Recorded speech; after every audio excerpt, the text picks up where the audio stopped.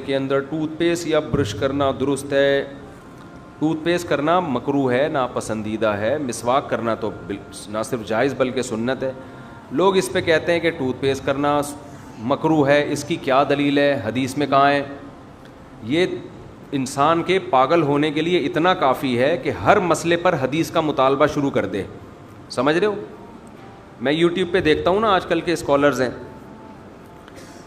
جب حنفیوں پہ رد کرنا ہوتا ہے نا، بڑے دلیل سے کہیں گے کہ اس پر کوئی حدیث نہیں ہے، اور آگے جتنی باتیں کر رہے ہوں گے ان پہ 99% باتوں میں ان کے پاس کوئی حدیث نہیں ہوتی. عوام صرف نفسیات کی مار، نفسیات سے متاثر ہوتی ہے. سینکڑوں مسائل ایسے ہیں جن میں آپ کے پاس قرآن و حدیث سے کوئی واضح دلیل موجود نہیں ہے. بہت سارے مسائل ہیں. تو اب تو میں نے یہ طرز اختیار کیا ہے کہ بجائے ایک پاگل کو انسان جواب دینا، بہتر ہے کہ اس سے مطالبہ کرنا شروع کر دے.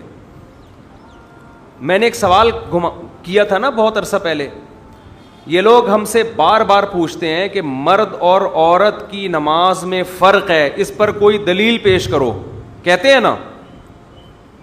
تو میں کئی بار جواب دے چکا تھا، بھائی تواتر عملی ہے، اجماع ہے، پوری امت سے عملاً پریکٹیکلی یہ چیز ثابت ہے.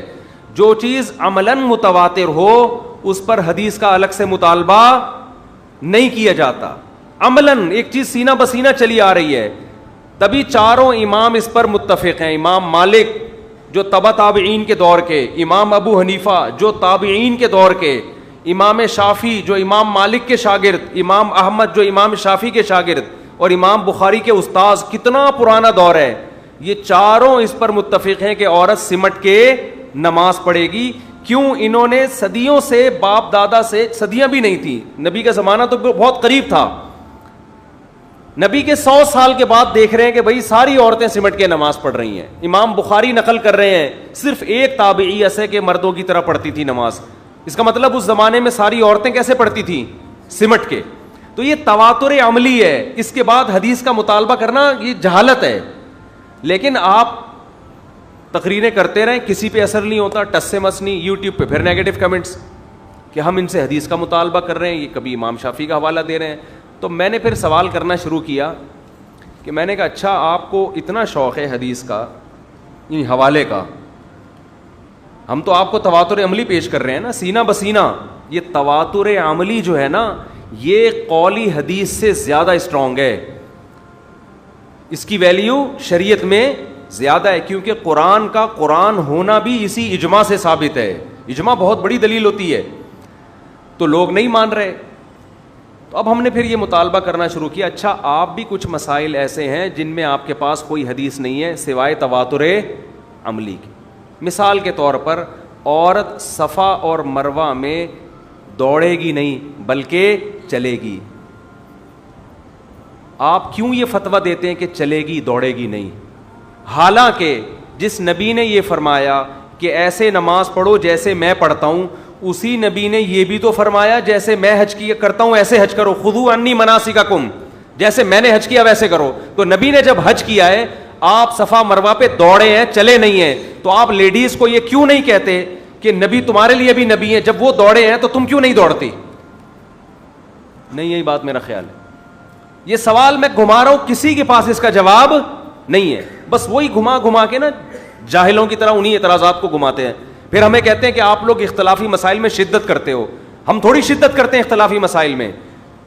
آپ یہ کہہ دیتے ہماری رائے یہ ہے کہ عورتیں مردوں کی طرح نماز پڑھیں گی. بس یہ نہ کہو کہ حنفی جو کرتے ہیں وہ امام ابو حنیفہ کے پیچھے چلتے ہیں، اور یہ دیوبندی علماء اور یہ بریلوی علماء اور یہ بر صغیر کے یہ اپنی چورن بیچ رہے ہیں، اپنی دکانیں بیچ رہے ہیں. تو تمیز تو آپ کے پاس نہیں ہے. آپ اپنی رائے پیش کر دو، آپ دوسرے پہ طنز کیوں کرتے ہو؟ لیکن آپ جتنے اختلافی مسائل آپ یوٹیوب پہ نظر آئیں گے، اپنی رائے پیش کرنے میں اتنا ٹائم نہیں لگے گا جتنا دوسرے میں طنز کرنے میں لگ رہا ہوگا. اور کمال کی بات یہ کہ یہ طنز کرتے ہوئے، خوب سنو یہ میں کیا کہہ رہا ہوں، طنز کرتے ہوئے دیوبندیوں کو ہائی لائٹ کرتے ہیں. دیوبندی ایسے، حالانکہ ہائی لائٹ کرو امام ابو حنیفہ کو، امام شافعی کو، امام احمد کو، امام مالک کو، کہ انہوں نے قرآن و حدیث کے خلاف فتویٰ دیا ہے کہ عورت سمٹ کے نماز پڑھے گی. ان پہ کیچڑ نہیں اچھالتے، سارا نزلہ کس پہ گراتے ہیں؟ دیوبندیوں کا نام لیتے ہیں. اس کا مطلب تمہیں ٹھڑک دیوبندیوں سے ہے, ورنہ اختلاف تو امام ابو حنیفہ نے کیا ہے, امام شافعی نے, امام مالک نے, امام احمد نے کیا ہے. انہوں نے کہا کہ عورت سمٹ کے نماز پڑھے گی, ان کو کیوں نہیں کہتے قرآن حدیث کے خلاف فتویٰ دے رہے ہو؟ اس سے پتہ چلتا ہے کہ ان کا مقصد حق کا پرچار نہیں ہے, اپنے چورن بیچنے ہیں, اپنی دکانیں چلانا ہے. المحنت علی المفنت کے عقیدوں کو کہتے ہیں دیوبندیوں کے عقیدے, حالانکہ المحنت میں جتنے عقیدے لکھے ہوئے دیوبندیوں کے نہیں ہیں. صدیوں سے اسلاف سے متواتر یہ عقیدے نقل ہوتے چلے آ رہے ہیں. تو آپ ان اسلاف کا نام لے کے کہو نا یہ ان کے عقیدے خراب تھے, ان پہ طنز نہیں کرتے. نام کس کا لیا جاتا ہے؟ دیوبندی. ایسے میں جب المحنت المفنت کو ڈیفائن کرنے گیا تھا, جو کتابوں کا بورا, اس میں یہ بتانے گیا تھا یہ عقیدے اجماع امت سے ثابت ہیں, صدیوں سے چلے آ رہے ہیں, اور آپ ان عقیدوں کی کو ڈیفائن بھی غلط کر رہے ہو. ان کا وہ مطلب نہیں ہے جو آپ بیان کر رہے ہو, اور جو مطلب علماء بیان کرتے ہیں وہ علماء دیوبند کا نہیں, وہ سب کا ہے. تو جب آپ رد کرو تو ان پہ رد. ایک اور مثال دیتا ہوں, فضائل اعمال میں کرامتیں لکھی ہوئی ہیں, ان پہ کہتے ہیں شرک کی کتاب ہے, کہتے ہیں نا یہ لوگ, اور یہ ایسے اور یہ ایسے اور یہ ایسے. فضائل اعمال میں جو کرامتوں کے واقعات ہیں وہ کسی کتاب سے لیے گئے ہیں, اور جن کتابوں سے لیے ہیں ان کے مصنف بہت سے مصنفین بڑے بڑے محدثین ہیں. تو طنز ان محدثین پہ ہونا چاہیے, ان کو کچھ نہیں کہتے. طنز کس پہ کرتے ہیں؟ تبلیغی جماعت والوں پہ.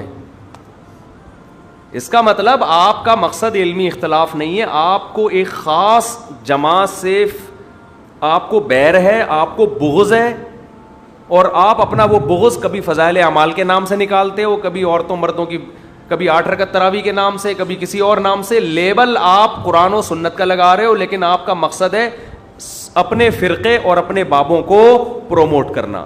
تو میرا سوال یہ ہے کہ آپ بار بار ہم پہ ہر مسئلے پر حدیث مانگتے ہو, تو پہلی حدیث آپ کوئی پیش کرو. نبی نے فرمایا حج ایسے کرو جیسے میں نے کیا.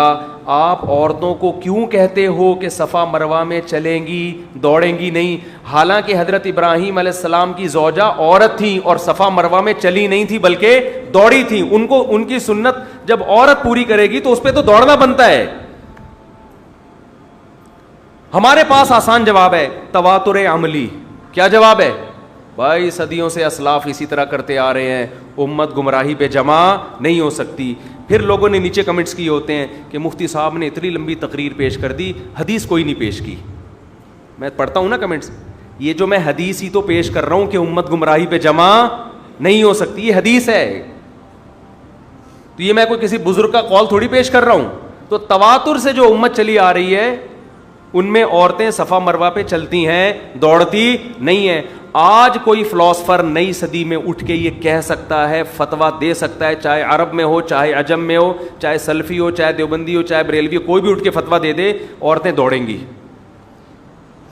تو ہو سکتا ہے کچھ عورتیں دوڑنا شروع کر دیں. پھر ہم کہیں گے اس پر اجماع ہے کہ عورتیں نہیں دوڑیں گی, تو وہ جواب میں کہے اجماع کہاں ہے, کچھ عورتیں دوڑ رہی ہیں. تو ہم جواب کیا کہیں گے؟ یہ اب شروع ہوئی ہیں, پہلے نہیں تھی. جب ایک دفعہ اجماع قائم ہو جائے اس کی مخالفت جائز نہیں ہوتی. سمجھتے ہو؟ اسی طرح عورت لبیک آہستہ کہے گی حج میں, اونچی آواز سے نہیں کہے گی. نبی کا کوئی قول اس بارے میں ہمارے پاس موجود نہیں ہے. نبی نے زور سے لبیک کہا ہے,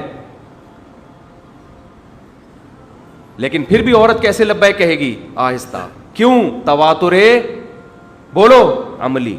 تو اسی طرح یاد رکھو یہ جو 20 رکعت تراویح ہے یہ بھی تواتر عملی ہے. صدیوں تک پوری امت, صدیوں تک, 2-4 دن نہیں, صدیوں تک پوری امت اس پر جمع رہی ہے کہ 20 رکعت سے 1 رکعت بھی کم نہیں ہے. حرمین میں بھی لوگ سعودی عرب کی مثالیں دیتے ہیں نا کہ سعودی عرب میں ہر جگہ 8 ہوتی ہیں. اب ہوتی ہیں, پہلے نہیں ہوتی تھیں. وہاں کے اسکالرز نے چینج کیا اس کو. 150 سال 200 سال پرانا سعودی عرب اٹھا کے دیکھو, اپنے باپ داداؤں سے پوچھو, کہیں گے کہیں بھی 8 نہیں ہوتی تھی, نہ 10 ہوتی تھی, 20 ہوتی تھی, پوری دنیا میں ہوتی تھی. اب اگر سعودی عرب کوئی چینجنگ کر رہا ہے, ان کا اپنا مسئلہ ہے, ہم اس چینجنگ کو قبول نہیں کریں گے. پوری دنیا میں عورتیں سمٹ کے نماز پڑھا کرتی تھی. اب اگر کچھ اسکالرز آ گئے, انہوں نے کہا کہ نہیں بھائی اس پہ کوئی دلیل نہیں ہے. بھائی اجماع امت سب سے بڑی دلیل ہے. اب کوئی اسکالر آ کے اگر یہ فتویٰ دے دے کہ لبیک اونچی آواز سے کہنا ہے عورتوں نے بھی, ہم اس کے فتوے کو ایکسیپٹ نہیں کریں گے. وہ کہے حدیث دکھاؤ, ہم کہیں گے بھائی حدیث نہ آپ کے پاس ہے نہ ہمارے پاس ہے. یہ کیا ہے؟ عملاً تواتر ہے. ایسے ایک نہیں دو نہیں درجنوں مسائل ہیں جو صدیوں سے متواتر چلے آ رہے ہیں, ان پہ حدیث کا مطالبہ کرنا جہالت ہے. تو اب بعض علماء نے یہ لکھا کہ روزے میں ٹوتھ پیسٹ کا استعمال مکروہ ہے. نیچے لوگ کمنٹس کر رہے ہوتے ہیں, مذاق اڑا رہے ہوتے ہیں, کوئی دلیل نہیں ہے. حدیث میں تو مسواک کا بہت زیادہ تذکرہ ملتا ہے, تو کہاں لکھا ہوا ہے؟ تو ٹوتھ پیسٹ نبی کے دور میں تھا ہی نہیں, تو حدیث میں ملے گا کہاں سے کہ ٹوتھ پیسٹ کرنا مکروہ ہے؟ تو علماء استدلال کرتے ہیں, اخذ کرتے ہیں, اجتہاد کرتے ہیں. علماء نے اجتہاد کیا کہ حدیث میں روزے کی حالت میں غرارے کرنے سے منع کیا ہے. حالانکہ غرارہ کرنے سے روزہ ٹوٹتا نہیں ہے. منع کیوں کیا؟ خطرہ ہوتا ہے کہ پانی چلا جائے. اس سے پتہ چلتا ہے روزے میں ایسا کام کرنا جس سے خطرہ ہو جائے کہ روزہ ٹوٹ سکتا ہے, وہ کام روزے میں ناپسندیدہ اور مکروہ ہے. تو مسواک سے روزہ ٹوٹنے کا خطرہ نہیں ہوتا. ٹوتھ پیسٹ کا جھاگ بنتا ہے, اس میں امکان ہوتا ہے کہ وہ آپ کے حلق میں چلا جائے. اس امکان کی وجہ سے علماء نے کہا کہ ٹوتھ پیسٹ کرنا روزے میں کیا ہے؟ مکروہ ہے. اب اس پہ بخاری مسلم کا مطالبہ کرنا یہ آپ کے پاگل ہونے کی دلیل ہے. سمجھ رہے ہو؟ یہ اس کی علامت ہے کہ یہ پاگل ہو گیا. ایک یوٹیوبر ہیں, وہ ان کا کام ہے سلفیوں کو ڈیفائن کرنا. ایک یوٹیوبر ہیں, نئے نئے آئے ہیں, چھوٹی چھوٹی داڑھی ہے ان کی.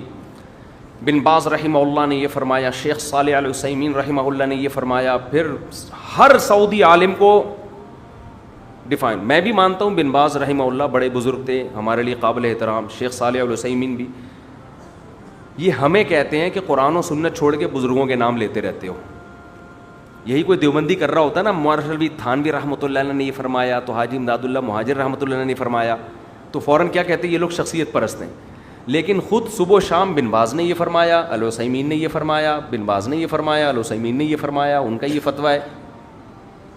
یہ کام جب آپ کا, میری نظر میں تو کسی بھی عالم کا نام احترام سے لیں, اس کا قول نقل کر دیں, کوئی غلط بات نہیں ہے. لیکن دوسرا کر رہا ہوگا تو شخصیت پرست ہے. خود صبح سے شام کیا کر رہے ہوتے ہیں؟ مجھے اس کے چینل دیکھ کے ایسا لگا کہ یہ صاحب قرآن و سنت سے زیادہ ان کا کام ہے علماء سعودیہ کو ڈیفائن کرنا, ان کا دفاع کرنا.